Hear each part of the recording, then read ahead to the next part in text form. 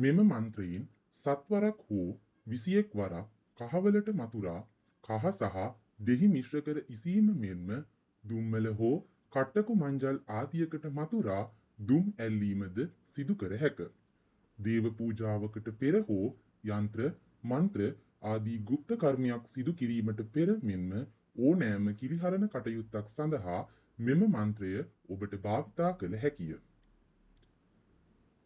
ඕං රාමා ජාහෝ ජාහෝනි ප්‍රෝං ප්‍රෝං දේස් එදේස් පලහපු ගසේ ගිනිහපු ගසේ තිබුණු ගිනි හලඹගෙන සේනන්ද නම් ඍසි දේවතාවුන් වහන්සේගේ හඳුන් හෙප්පුවේලාගෙන ගිය ආනුභාවයෙන් ආඥාවෙන් අදත් මේ පුරවාපු යන්ත්‍ර මන්ත්‍ර බෙහෙත් ගාථා කන්නලව්වලටද මටද කිලි අසු නොවෙන්නට සේනන්ද ඍසි දේවතාවුන්ගේ වරම් නමෝ බුද්ධ ධම්ම සංඝානුභාවයෙන් කිලි කුණු නැතියාම් යහ.